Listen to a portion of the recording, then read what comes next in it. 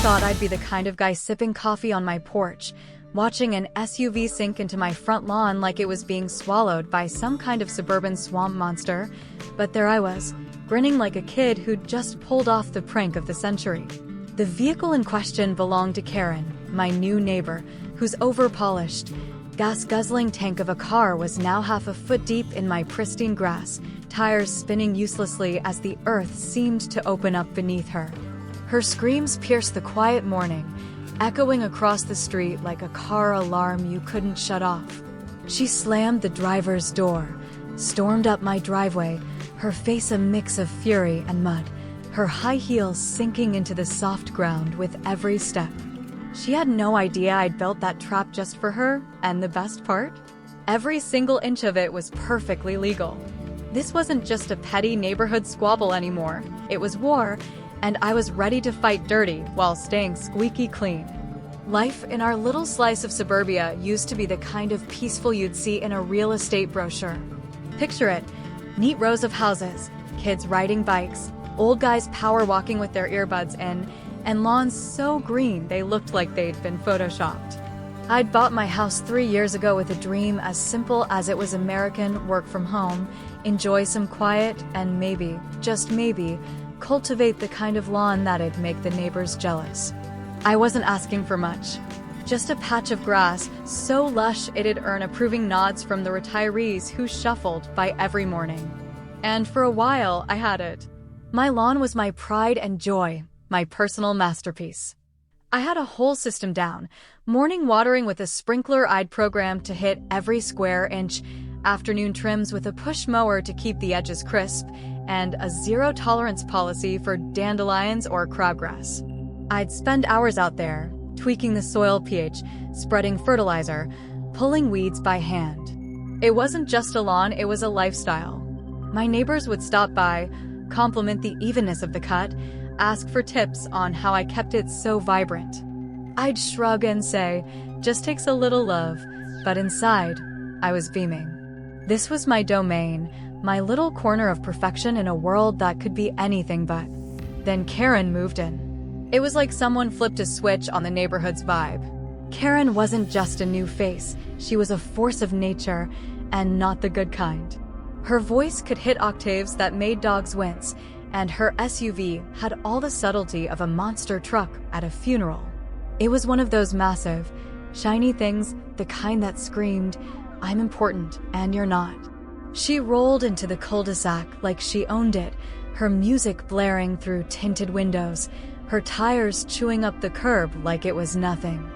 I didn't know her name at first, but I didn't need to. She was a Karen through and through, the kind who'd demand to speak to the manager of a lemonade stand run by kids. She even had the audacity to claim she wasn't like other Karens, which, of course, meant she was worse. Way worse. The trouble started within her first week. I was out front, tweaking the sprinkler heads, when I heard the rumble of her engine. I looked up just in time to see her SUV barrel over the curb and onto my lawn. Not just a tire or two, mind you. The entire passenger side of her car was parked on my grass, flattening a strip of my carefully tended turf like it was a Walmart parking lot. I stood there, jaw clenched, as she hopped out, phone glued to her ear, not even glancing at the damage.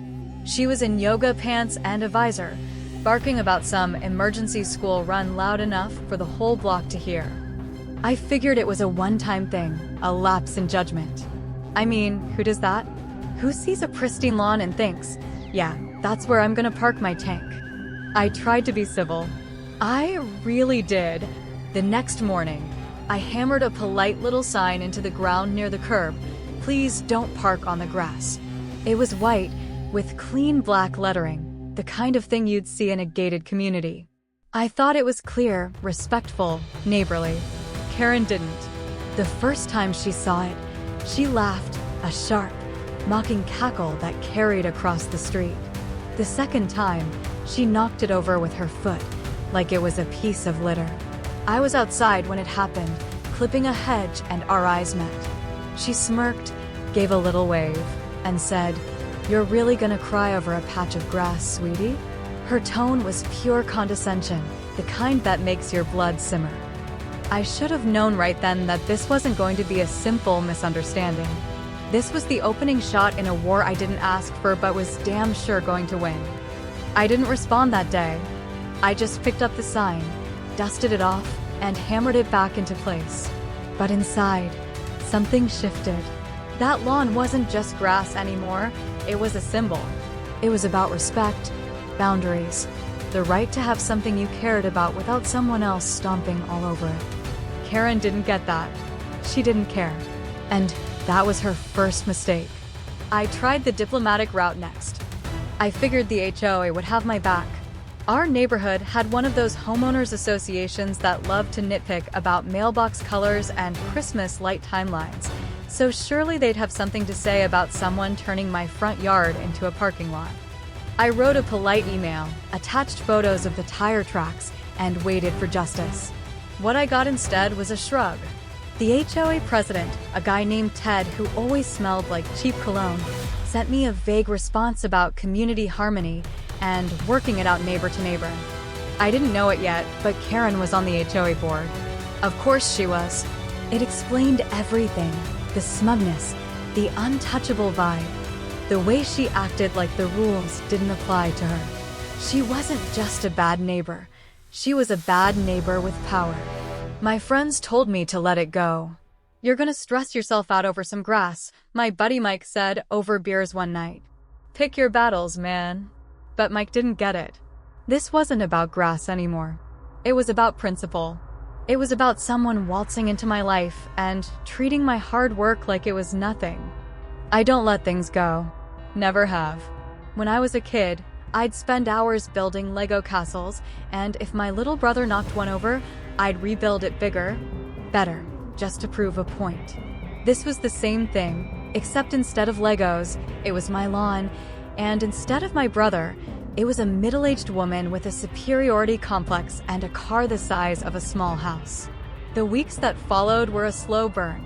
Karen didn't stop parking on my lawn, she doubled down. Every morning, like clockwork, her SUV would roll up, tires digging deeper ruts into the soil. She'd hop out, sometimes with a coffee cup in hand, sometimes on her phone, always acting like my yard was her personal driveway. The tire tracks became permanent scars, patches of grass torn up and replaced with mud.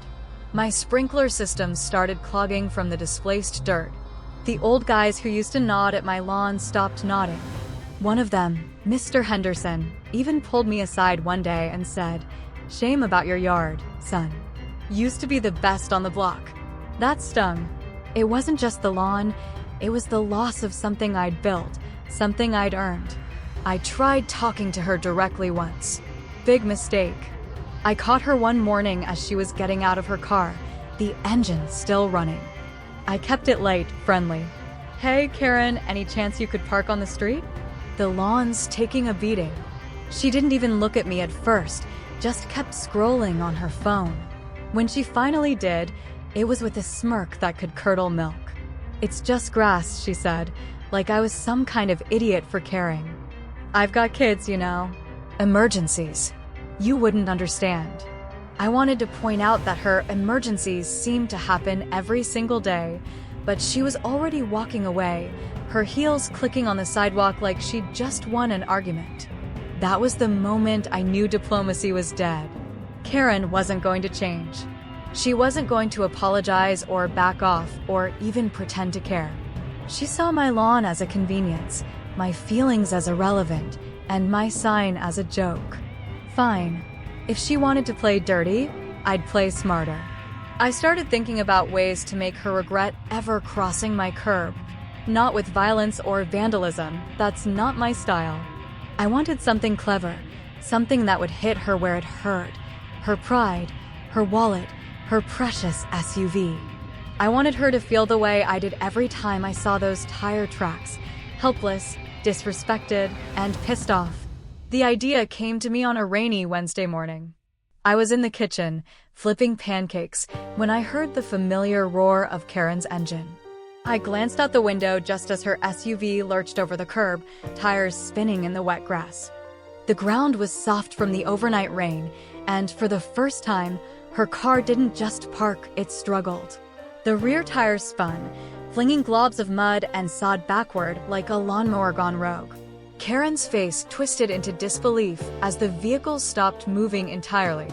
She got out, her high heels sinking into the muck, and started screaming at the lawn like it had personally betrayed her. "This is ridiculous," she shouted, kicking at the ground, which only made her shoes stick deeper. I stepped outside, rain pattering on my jacket, and just looked at her. She spun around, her face red, and pointed at me. "Your grass ruined my car," she yelled, as if I'd somehow conspired with Mother Nature to sabotage her tires. I didn't say anything. I didn't need to. In that moment, watching her flail in the mud, something clicked in my brain. It was like a light bulb going off, but instead of illuminating a room, it lit up a plan. A perfect, terrible, glorious plan. If Karen wanted to treat my lawn like a parking lot, I'd give her a parking lot experience she'd never forget. One with hidden costs. One that would sink her, literally and figuratively. And the best part? It would all be by the book, every step of the way. I wasn't going to break a single rule, but I was going to make her wish she'd never met me. That night, I started researching. I pulled up HOA bylaws, city ordinances, landscaping regulations, anything that could give me an edge. I wasn't looking to build a moat or a spike pit, tempting as that was. I needed something legal, something that would blend into the neighborhood's aesthetic while turning Karen's SUV into a cautionary tale. That's when I stumbled across the concept of a bioswale, a shallow, plant-filled ditch designed to retain water, manage runoff, and look good doing it. Municipalities loved them. Environmental groups praised them. And if you played your cards right, they could be the perfect foundation for what I'd later call the swamp trap. I didn't tell anyone what I was planning, not even Mike. This was my project, my revenge, my way of taking back what Karen had stolen. I started collecting gear the next day: garden liners, specialized soil mixes, rolls of turf that could sit atop wet ground without showing damage. I even bought a few frog statues and solar-powered pond lights to sell the eco-friendly vibe. Karen kept parking, oblivious, her ruts growing deeper with every visit. She'd roll her eyes at me when I stepped outside, like I was some annoying kid she could ignore. But what she didn't know was that every night, after she went to bed, I was out there, reshaping the land beneath her future disaster. I installed a drainage system myself, hidden pipes that would collect rainwater and funnel it into a chamber below. I layered in water-absorbing clay, the kind that stays perpetually damp, then topped it with engineered soil designed to look solid, but give way under pressure. The final touch was a layer of pristine turf, so perfect it looked like it belonged in a golf course ad. When it was done, my lawn looked better than ever, a bright green welcome mat that practically begged Karen to park on it. I knew she wouldn't resist. She couldn't. Her arrogance wouldn't let her. It only took 2 days of heavy rain to set the stage. Karen pulled up that Monday morning. Same routine, same smug attitude. She didn't hesitate, didn't even glance at the curb. Her tires hit the soft spot, and the SUV dropped fast, like a predator snared in a trap. She tried to back out, nothing. She revved the engine, and the car sank deeper, mud spraying like a fountain. I stepped onto my porch, coffee in hand, and watched the show unfold. It was like a nature documentary, the kind where the prey realizes too late it's walked into a bog. Karen screamed, cursed, blamed everyone but herself. When the tow truck arrived and got stuck right behind her, I knew I'd created something beautiful. Something that would echo across the neighborhood for years. But this was just the beginning. Karen had declared war, and I declared mud. She thought she could bully her way through this, but she didn't know who she was dealing with. I wasn't just defending my lawn, I was building a legacy. And every step I took from here on out would be calculated to make her regret ever crossing my curb. The swamp trap was only the first act. The real performance was yet to come, and I couldn't wait to see her face when the curtain fell. The rain was still dripping from the eaves of my house that Wednesday morning when the spark of genius hit me. I was in the kitchen, flipping pancakes, the smell of butter and syrup filling the air, when I heard the familiar growl of Karen's SUV outside.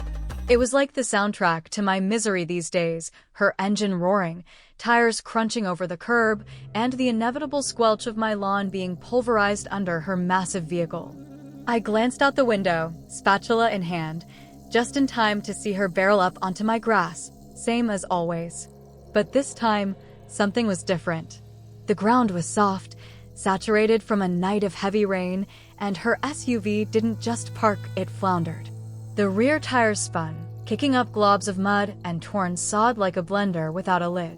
Karen's face, visible through her tinted windshield, twisted into a mix of confusion and outrage as her car stopped moving entirely. She flung open the door, her high heels sinking into the muck, and let out a scream that could have shattered glass. "This is unbelievable," she shrieked, stomping her foot, which only buried her shoe deeper in the soggy mess. I stepped outside, the rain pattering on my hoodie, and just watched her. She was a spectacle, flailing in the mud, her pristine yoga pants splattered, her visor askew. She spun around, spotting me, and jabbed a manicured finger in my direction. "Your grass ruined my car," she bellowed, as if I'd personally summoned the storm to sabotage her. I didn't say a word. I didn't need to. In that moment, as she stood there, cursing the lawn like it was a living enemy, a plan crystallized in my mind. A perfect, wicked, delicious plan. If Karen wanted to treat my yard like her personal parking lot, I'd give her a parking experience she'd never forget.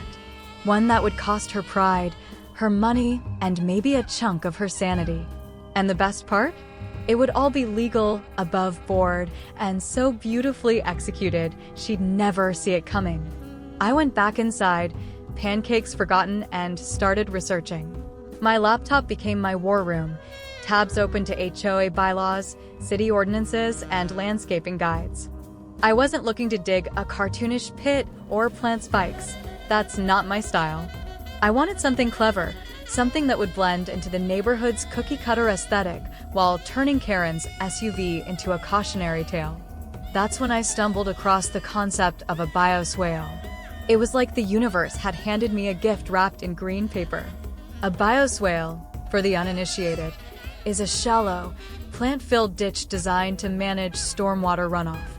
It's eco-friendly, loved by city planners, and if you're a homeowner with a vendetta and a knack for landscaping, the perfect foundation for a trap. I could build one right under Karen's favorite parking spot, disguise it as a sustainable project, and watch her sink, literally, into the consequences of her own arrogance. I called it the swamp trap, and it was going to be my masterpiece. The next day, I was a man on a mission. I drove to the local garden center, my pickup truck rattling with every bump, and started loading up. Garden liners, bags of water-absorbing clay, specialized soil mixes, rolls of turf that could sit atop wet ground without showing damage. I bought it all. The cashier, a guy with a beard and a flannel shirt, raised an eyebrow as I piled my cart high. "Big project?" he asked. I just grinned. You could say that. I wasn't about to spill the beans. This was my secret, my revenge, my way of taking back what Karen had stolen. I even picked up a few frog statues and solar-powered pond lights, partly for camouflage, partly because I liked the idea of Karen's SUV sinking into a scene straight out of a nature documentary. Frogs croaking, lights glowing, her car stuck in the muck. It was poetic. Karen, oblivious as ever, kept parking on my lawn.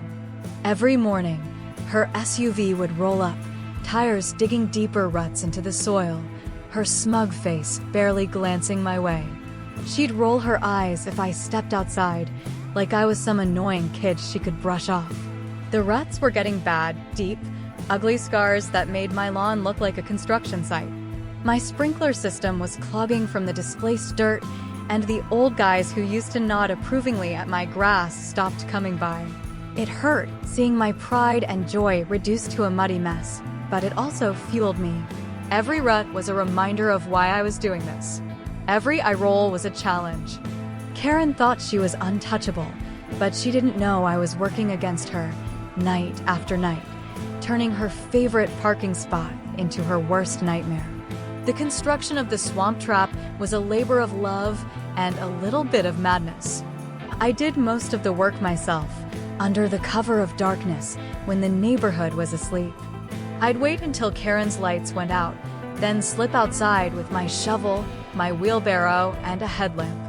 The first step was the drainage system. I dug trenches along the edge of the lawn, careful to keep them hidden under the existing turf. I laid down perforated pipes that would collect rainwater and funnel it into a custom basin I'd built beneath the surface, a concrete chamber lined with water-absorbing clay that would stay perpetually damp. This wasn't just a puddle I was creating. It was a controlled ecosystem, designed to hold just enough water to make the ground unstable without looking suspicious. Above the clay, I layered engineered soil, a mix I'd found online that was firm enough to walk on but would shift subtly under the weight of a vehicle. It was like building a cake, each layer serving a purpose, each one bringing me closer to my goal. The final touch was the turf, a lush, vibrant roll of grass that looked so perfect it could have been on a magazine cover. I spent hours smoothing it out, making sure there were no seams, no hints of what lay beneath. When I was done, my lawn looked better than ever. It was a bright green welcome mat, practically begging Karen to park on it. I knew she wouldn't resist. Her arrogance wouldn't let her. While I worked, I kept an eye on Karen. She wasn't slowing down. If anything, she was getting bolder. One morning, she parked so far onto the lawn that her front bumper was practically kissing my mailbox. Another time, she left her SUV there for an entire afternoon, music blaring from the speakers, like she was daring me to do something about it. I didn't take the bait. I just waved, smiled, and went back to my planning. The war had become routine, her abuse, my silence. But what she didn't know was that I was rewriting the rules of engagement. Every night, I was out there, tweaking the system, testing the soil density, adjusting the water flow. I even started experimenting with the frog statues, positioning them strategically to draw the eye away from the trap's soft spot. The solar lights added a soft glow, making the lawn look like a community garden project rather than a battlefield. I didn't tell anyone what I was doing, not even my buddy Mike. He'd probably think I was losing it, spending my nights digging trenches for a neighbor I barely knew. But Mike didn't get it. This wasn't just about grass anymore. It was about respect, about standing up to someone who thought they could walk all over you, literally, and get away with it. Karen had turned my lawn into a war zone, and I was building the perfect weapon to fight back. I wasn't breaking any laws, wasn't stooping to her level. I was outsmarting her, and that felt better than any shouting match ever could. The swamp trap was ready after a week of relentless work. I'd timed it perfectly with the weather forecast. 2 days of heavy rain were coming, the kind that would soak the ground and prime the trap for action. I barely slept those nights, too excited, too nervous, too ready to see if my plan would work. I'd lie in bed, listening to the rain drum against the roof, imagining Karen's SUV sinking into the mud, her smug face crumpling as she realized she'd been outplayed. It was a fantasy, sure, but it kept me going. I'd spent hours, days, pouring my energy into this. It had to work. It had to. The morning of the big reveal was a Monday, gray and drizzly, the kind of day where the neighborhood felt half asleep. I was up early, coffee in hand, pacing the living room like a general before a battle. I kept peeking out the window, waiting for Karen's SUV to round the corner. When it did, my heart skipped a beat. There she was, same as always, her shiny vehicle gleaming under the streetlights, her music thumping through the closed windows. She didn't hesitate, didn't even glance at the curb. She rolled straight onto the patch she'd claimed as her personal driveway, the same patch I'd spent a week turning into a masterpiece of deception. The second her front tire hit the soft spot, I saw it, a subtle bounce, a faint give in the turf that only I could appreciate. It was like watching a spiderweb tighten around its prey. The rear tires followed, and just like that, the swamp trap claimed its victim. The SUV dipped forward with a groan of metal, the front end sinking half a foot into the ground. Karen didn't notice at first. She put the car in park, grabbed her phone, and started to open the door. But when she stepped out, her foot sank into the mud with a sloppy squelch, her heel disappearing entirely. She froze, looked down, and let out a scream that could have woken the dead. "What the hell is this?" she shouted, yanking her foot free and nearly losing her shoe in the process. I stepped onto the porch, coffee mug in hand, and leaned against the railing. I didn't say anything, just watched as she paced around her car, screaming at the lawn, at the sky, at me. Her face was a mask of panic and fury, her hands flailing as she tried to make sense of what was happening. She climbed back into the SUV, slammed the door, and hit the gas. The tires spun, spraying mud in every direction, but the car didn't move.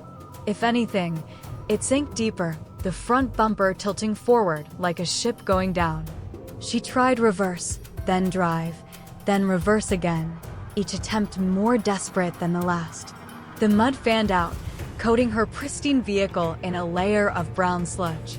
A bird nearby took flight, startled by the noise. I set my coffee down on the porch railing, savoring the moment like it was the climax of a movie I'd written myself. Karen was out of the car again, pacing, her phone in hand, jabbing at the screen as she yelled for a tow truck. Her voice cracked the quiet morning, a car alarm of entitlement that wouldn't stop. I stepped down from the porch and approached her, my boots crunching on the gravel. "Something wrong?" I asked, my voice calm, almost cheerful, like I hadn't spent a week engineering this exact outcome. "This is sabotage," she screeched, her face red, her visor slipping off her head. "You did this on purpose. My car is sinking. I could sue you." I glanced at the wooden sign I'd planted the day before, right next to her tire. "Caution, wetland area. No vehicles beyond this point." It was small, tasteful, the kind of thing you'd see in a nature preserve. I motioned to it with a nod. "I warned you," I said, my tone gentle but firm. "City-approved bioswale. Sustainable, native plant certified. Perfectly safe for butterflies, though. Not so much for heavy vehicles." She stared at the sign, then at me, her mouth opening and closing like a fish out of water. For once, she didn't have a comeback. She just kept yelling, her words a jumble of threats and complaints, but her audience was growing. Neighbors were starting to peek through their windows, drawn by the commotion. A few even stepped onto their porches, coffee mugs in hand, watching the drama unfold. Karen didn't notice. She was too busy screaming, too busy trying to salvage her pride as her SUV sank deeper into the mud. Then, as if the universe wanted to make my victory even sweeter, the tow truck arrived. It was a newer model, beefier than I'd expected, driven by a young guy with mirrored sunglasses and an eyebrow piercing. He stepped out, took one look at the scene, and sighed. "I'm gonna regret this," he muttered under his breath. He backed the truck onto the street, extended the tow cable, and started to winch Karen's SUV. But the second the weight shifted, the front end of the tow truck rolled slightly forward, onto the same disguised patch Karen had claimed.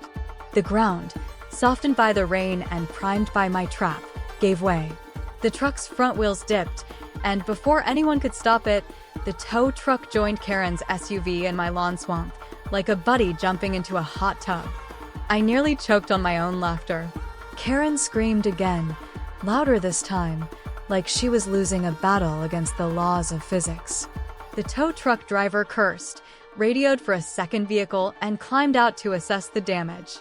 Now there were 2 vehicles stuck in my yard, both floundering like stranded whales, while I leaned against my fence, sipping coffee like I was watching a comedy special. A crowd was forming, neighbors from down the block, phones out, snapping photos and whispering to each other. "Did you see that?" one guy said. "She always parks there. This is gold." Karen tried to take control, waving her arms like a traffic cop, shouting at people to stop filming. It only made things worse. Someone muttered that it was going viral already. Another offered to grab a drone. When the second tow truck arrived, a massive, dual-axle beast built for off-road recoveries, it stayed on the road, using an extended pulley system to winch both vehicles out, one at a time. The mud they left behind was glorious, a crater of tire tracks nearly a foot deep, like a scar on the battlefield. As the trucks rolled off, they sprayed clumps of soil and half-dead grass onto Karen's pant legs, turning her white sneakers into something unrecognizable. Her rage hit a fever pitch. She marched toward me, splattered and shaking, her finger jabbing the air. "You will pay for this," she spat. "You're malicious. You're a lunatic. You're obsessed with me." I didn't say a word. I just held up my phone and played a clip I'd saved from weeks ago, Karen knocking over my no parking sign and laughing, caught on my trail cam. Then I flipped to a still image of her standing on the curb, hand on hip, telling my neighbor I should get over it and grow some weeds instead. Her face went pale. "You trespassed," I said, my voice calm but sharp. "Repeatedly. I asked you not to. You ignored warnings. You damaged property, and you did it in front of witnesses. If anyone's suing, it's me." She opened her mouth, but nothing came out. For the first time, Karen was speechless. She stormed off, leaving muddy footprints on the sidewalk, her SUV rumbling behind her like a defeated beast. I went back to my porch, picked up my coffee, and took a long, satisfying sip. The neighborhood was buzzing, the group chat lighting up with grainy photos of Karen's half-sunken SUV and the tow truck that followed it into the mud. My lawn had turned into a local legend overnight, a story that would be told at barbecues and book clubs for years. But I knew Karen wasn't done. She wasn't the type to lick her wounds and move on. She was the type to reload, to come back swinging. And I was ready for it. The swamp trap wasn't just a one-off. It was the opening salvo in a war I was determined to win. Karen had underestimated me, thought she could bully her way through this with her HOA connections and her entitled attitude. But she didn't know who she was dealing with. I wasn't just a guy with a lawn. I was a guy with a plan, a guy who'd spent years perfecting every detail of his domain, a guy who didn't let things go. The trap had worked, but it was only the beginning. I was already thinking about the next phase, the next way to make her regret ever crossing my curb. Because this wasn't just about grass anymore. It was about teaching Karen a lesson she'd never forget, and I was just getting started. The morning after the swamp trap claimed Karen's SUV and the tow truck that tried to save it, my lawn was the talk of the neighborhood. I woke up to a phone buzzing with notifications, texts from neighbors, screenshots of grainy photos circulating in the HOA group chat, even a blurry video someone had posted on the local subreddit titled Karen vs. The Lawn, Round 1. My front yard, once just a patch of grass I obsessed over, had become a legend overnight, a muddy battlefield where Karen's arrogance had met its match. I stood on my porch, coffee in hand, surveying the crater of tire tracks and churned up sod. It was a mess, sure, but it was a glorious mess, a testament to my victory and a warning to anyone else who thought they could roll over me. But I wasn't naive. Karen wasn't the type to slink away quietly. She was a storm, and storms don't just fizzle out, they regroup, they reload, and they come back meaner. I knew she'd be plotting her next move, and I wasn't about to sit back and wait for it. The swamp trap was just the opening act. Now it was time to escalate, to turn this war into a performance she'd never forget. Karen didn't disappoint. By noon, she was back, her SUV cleaned up, but her attitude filthier than ever. She didn't park on my lawn this time, probably because she'd learned her lesson, but she made a point of pulling up to the curb, one while grazing the edge of my property, like she was daring me to say something. I didn't take the bait. Instead, I waved, a big, friendly wave, and called out, "Looking good, Karen. Glad you got the mud off." Her eyes narrowed, her jaw twitched, and she stomped off without a word. That twitch told me everything I needed to know. She was rattled, but she wasn't done. She was cooking something, and I had to be ready for whatever she threw at me. My first move was to fortify my defenses. The swamp trap was a masterpiece, but it was only one piece of the puzzle. I needed to make my lawn untouchable, a fortress of mud and mischief that would keep Karen at bay while driving her up the wall. I went back to my research, diving deeper into the HOA bylaws and city codes. Turns out, as long as I didn't make structural changes or create a safety hazard, I could modify my yard however I wanted. The bioswale was already approved as a sustainable landscaping project, but I could push it further. I found a loophole in the HOA's Green Sustainability Incentive Program, a little-known clause that let homeowners convert their lawns into environmentally beneficial designs with minimal oversight, as long as they used buzzwords like stormwater management and pollinator-friendly. It was like finding a golden ticket, and I was ready to cash it in. I started by submitting a new plan to the HOA, a glossy proposal I'd thrown together with some landscaping brochures and a fake flyer for a community ecological initiative. I called it the Neighborhood Bioswale Expansion Project, complete with diagrams of native plants, water retention zones, and a section on how it would enhance property values. I leaned hard into the eco-friendly angle, tossing in phrases like carbon sequestration and biodiversity corridor. The HOA president, Ted, who was spineless on his best days, didn't even read past the first page. He stamped it approved, probably just to get me out of his inbox. Karen, being on the board, must have seen it, but she couldn't block it without looking like she was against the environment. Checkmate. With the paperwork in hand, I went shopping like a man possessed. I hauled truckloads of water-retaining soil, root systems that mimicked natural grasses, and hidden mesh structures designed to collapse under heavy weight.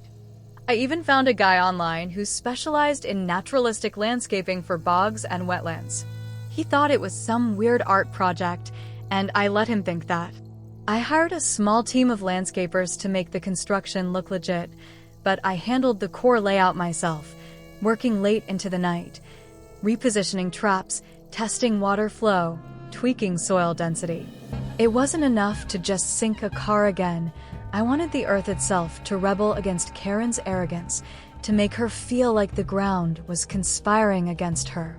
While the physical trap evolved, I turned my attention to the psychological warfare. Karen wasn't just fighting me, she was fighting a narrative, one I was carefully crafting to make her the villain of the neighborhood. I started planting signs around the lawn, little wooden stakes with messages like wetland in progress, native plants, do not disturb, and my personal favorite, sod testing zone. They were polite, professional, but dripping with sarcasm if you knew where to look.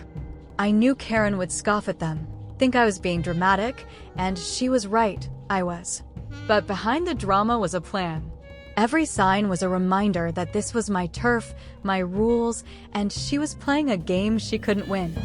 I also leaned into the aesthetics. I planted switchgrass and soft rushes in strategic spots to keep the soil damp and reinforce the swampy vibe. I rerouted part of my downspout system so water would channel into hidden soak pits near the curb, ensuring the trap stayed primed. To the untrained eye, it looked like quirky landscaping, maybe a bit eccentric, but nothing out of the ordinary. Underneath, it was a carefully balanced ecosystem of mud and mayhem, ready to betray any intruder. I even added a motion-activated speaker that played frog croaks when someone walked by, just to mess with Karen's head. The first time it went off, she jumped like she'd seen a snake, then glared at me from across the street. I just waved, sipping my coffee, and went back to pruning my bushes. Karen, predictably, didn't take this lying down. She started fighting back in her own way, leaning on her HOA clout to make my life miserable. She filed complaints about everything: noise from my landscaping equipment, light pollution from my solar path lights, even unauthorized wildlife because a few frogs had taken up residence in the swale. The best one was her claim that my yard was a mosquito breeding ground, which backfired spectacularly when a city inspector pointed out that her bird bath was a bigger culprit. I showed up to every HOA meeting, armed with documentation, emails, permits, soil sample data, even a letter from the local environmental club praising my commitment to sustainability. Karen floundered, her accusations falling apart under the weight of my paperwork. The HOA president, clearly exhausted by her vendetta, finally snapped at one meeting, saying, "Karen, if you just stopped parking on his lawn, none of this would have happened." The room went quiet. She stormed out, red-faced, muttering about targeted harassment. But Karen wasn't just fighting with complaints. She was getting sneaky. One night, my trail cam caught her creeping onto my lawn, hood up, a sack slung over her shoulder. I watched the footage the next morning, my coffee going cold as I realized what she was doing. She was dumping gravel and what looked like powdered cement into one of the swales, trying to stabilize the ground and sabotage my trap. It was bold, I'd give her that, but it was also stupid. I'd installed that camera for exactly this reason. I backed up the footage, saved copies on 3 separate drives, and printed high-res screenshots. By noon, I'd filed a trespassing report with the local police and submitted the evidence to the HOA and the city.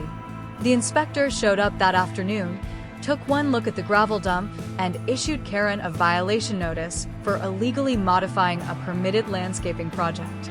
The fine was steep, hundreds of dollars, and her rage was even steeper. She marched over that evening, phone in hand, recording me like she was auditioning for a true crime documentary.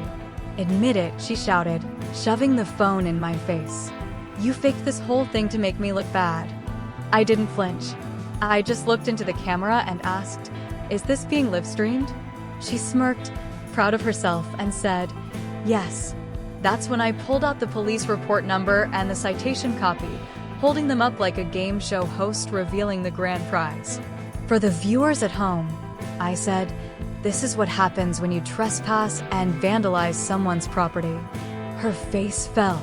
The live stream, I later learned, didn't go as planned. Neighbors sent me the link, and the comments were brutal, people mocking her, cheering me on. One guy even offering to send frog plushies as lawn decor tributes.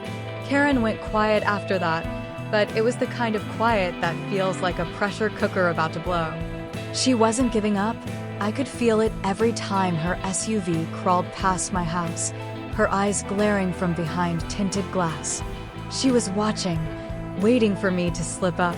But I didn't. Instead, I doubled down on the absurdity. I installed a sign that read, "Beware of Bog Beast, Neighborhood Guardian since 2023, complete with a decorative gnome holding a tiny shovel and wearing a swamp-themed hat." At night, I played frog noises on a loop through a solar-powered Bluetooth speaker hidden in the bushes. Karen stopped driving by as often, or maybe she just got tired of seeing her war turned into a joke. Either way, it was working. She was unraveling, and I was loving every second of it. The neighborhood was starting to pick sides, and most of them were with me. The ones who'd seen the great SUV submersion firsthand were either too entertained or too intimidated to back Karen. Her attempts to rally support fell flat. She tried forming a beautification committee, posting flyers in the HOA Facebook group about how some homeowners were ruining the clean look of the neighborhood with ugly natural designs. It was a thinly veiled attack on me, but it backfired. Most people saw through it, and the ones who didn't were too busy laughing at the viral photos of her stuck SUV to care. At one point, she showed up at my door with a printed list of acceptable garden aesthetics, like she was delivering the 10 Commandments.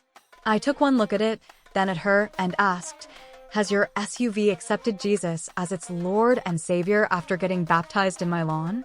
She didn't laugh. I did.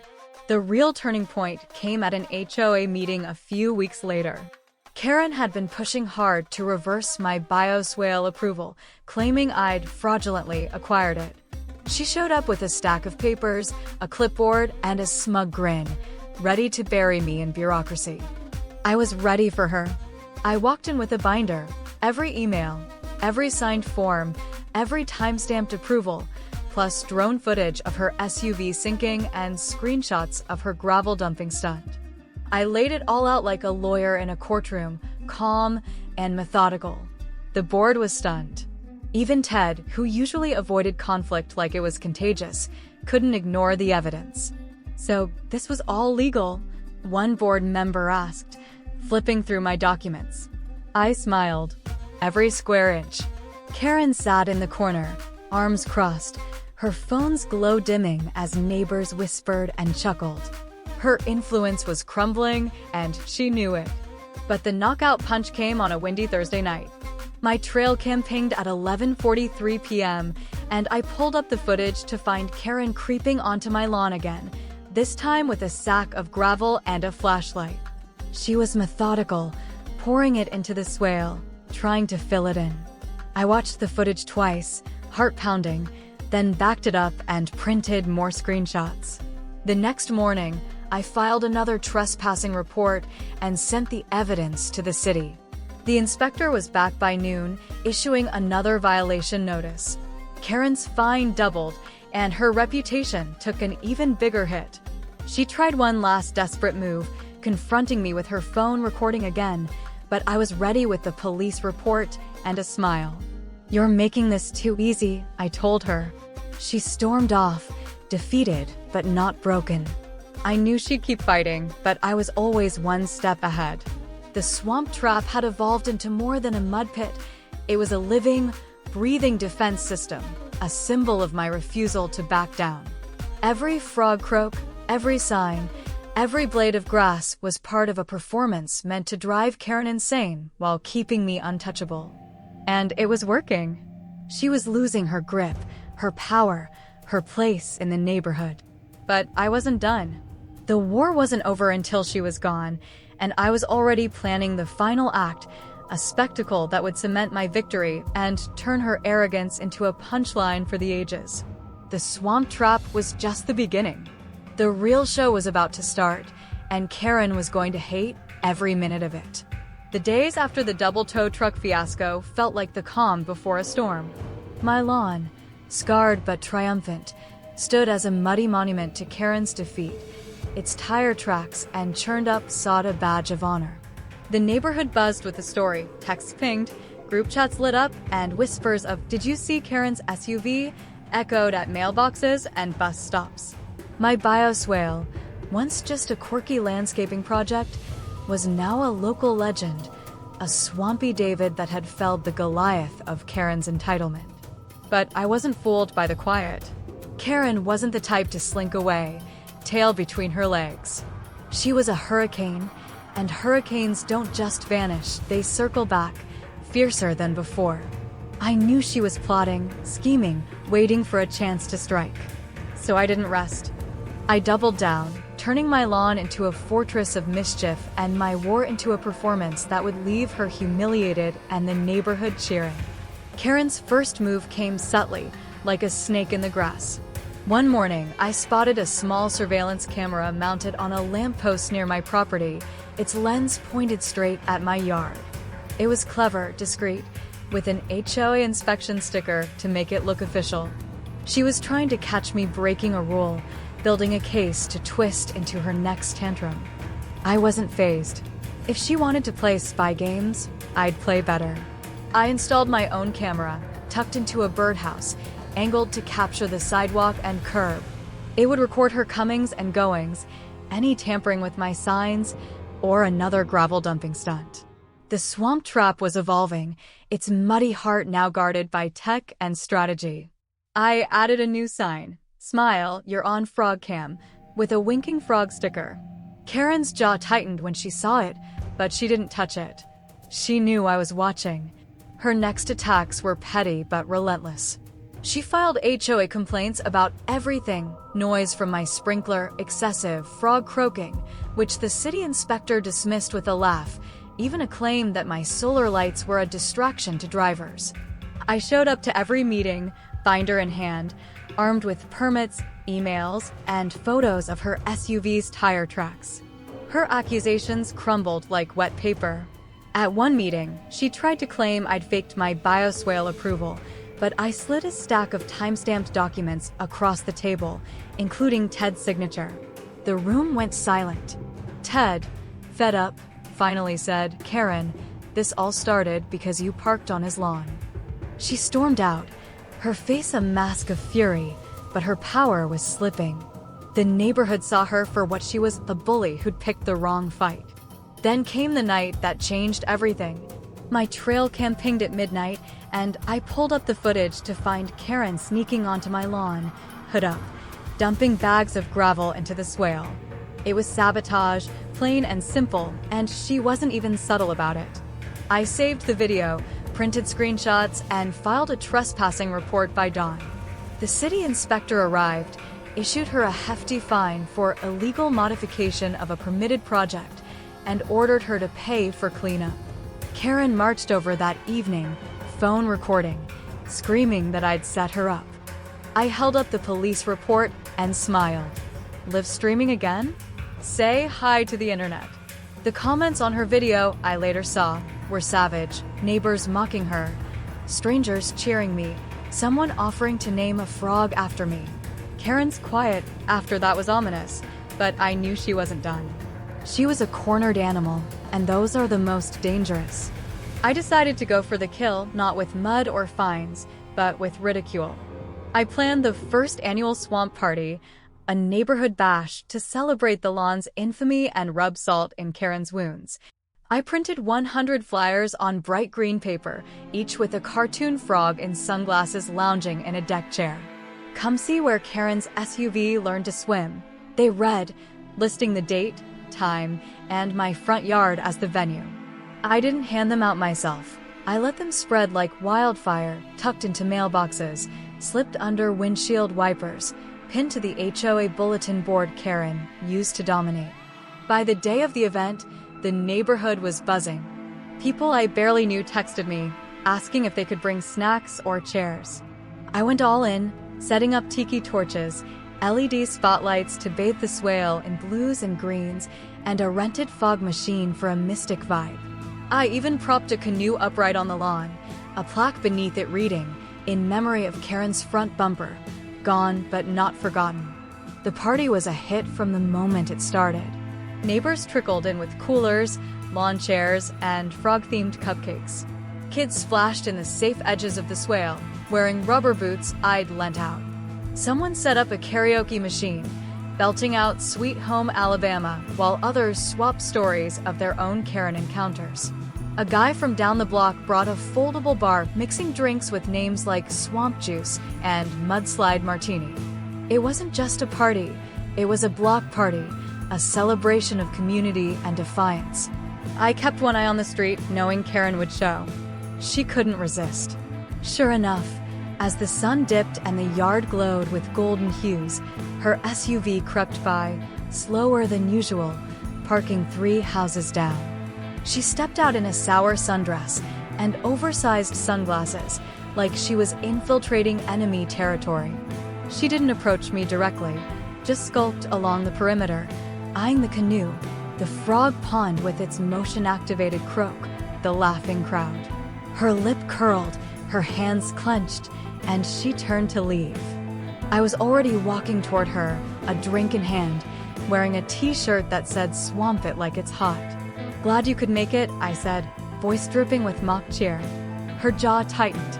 "You've made a mockery of me," she hissed. I raised an eyebrow. "Did I? Or did you do that yourself?" She looked ready to swing her handbag, but the crowd's phones were out, cameras rolling. She knew she was trapped. She stormed off, nearly tripping in a shallow pit, and the crowd chuckled. "No alligators today," someone shouted. The party stretched into the night, music softening as people gathered around a fire pit I'd built on the dry edge of the yard. I gave a short speech, not to gloat, but to remind everyone why this mattered. "It's not just about a lawn," I said. "It's about boundaries, respect, standing up to someone who thinks the rules don't apply to them." The applause was warm, genuine, a nod to the community we'd rebuilt in the face of Karen's chaos. I joked about next year's party featuring a swamp-themed obstacle course, and the laughter rolled like a wave. A few days later, the final blow landed quietly. I was sipping coffee when a black SUV pulled into Karen's driveway, followed by another. A woman in a blazer stepped out, hammering a for sale sign into her yard. I didn't cheer or gloat. I just watched.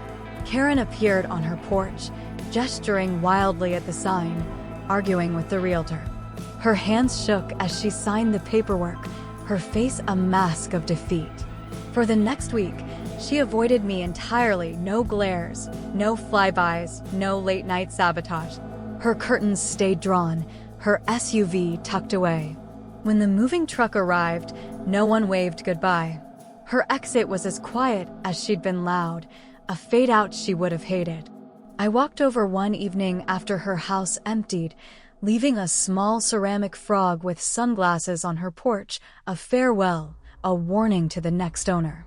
My lawn thrived, its bioswale now a haven for birds and frogs, featured in a local environmental club's tour. The Reddit post about Karen versus. The lawn went viral, the comment section a goldmine of memes and praise.